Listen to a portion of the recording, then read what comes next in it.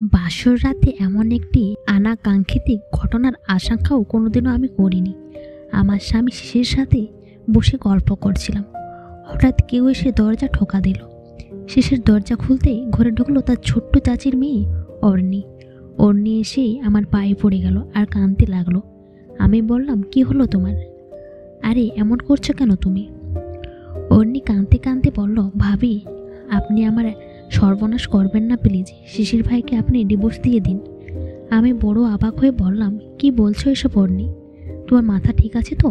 অর্ণি বলল, এতক্ষণ ঠিক আছে, একটু পর ঠিক থাকবে না। মানে? অর্ণি আবার কাঁদতে শুরু করলো।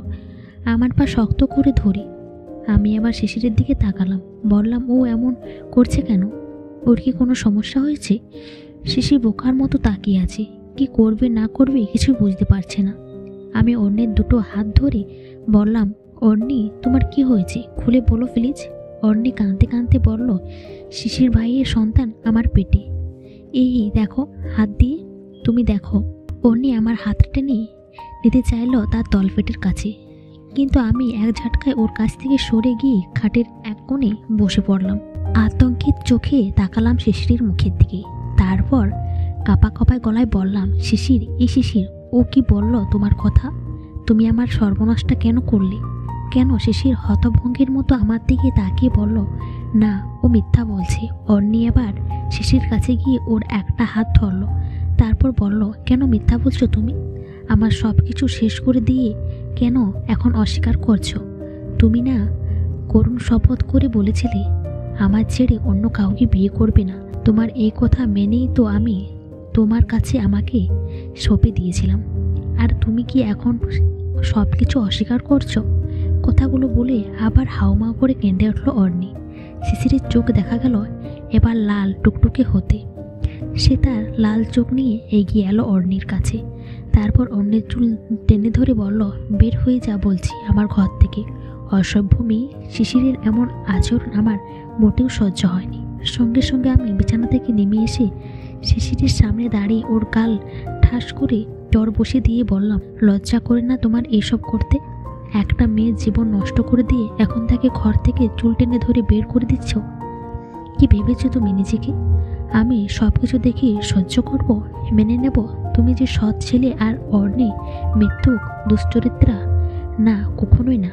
শিশিরের মুখটা হঠাৎ অসহায়ের মতো দেখালো।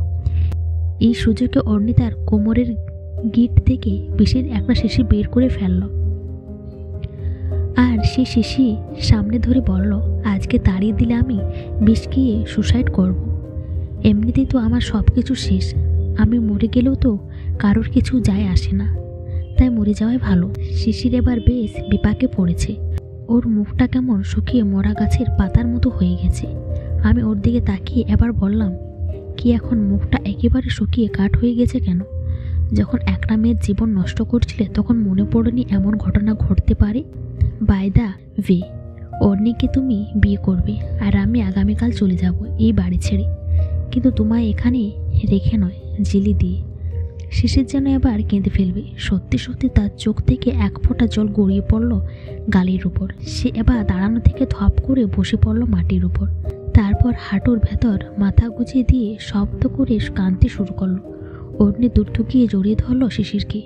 সে তার ভেজা গলায় বলল, তুমি কেঁদো না প্লিজ, তোমার কান্না আমার সহ্য হয় না। এই দেখো আমি বিশেষ শিশি ফেলে দিচ্ছি। বলে উনি বিশেষ শিশিটা এক ঢিলে ছুঁড়ে মারল সামনের দিকে, আর শিশি ভেঙে গেল। ভেতরের সবটুকু তরল বিষ গড়িয়ে পড়ল মেঝোতে।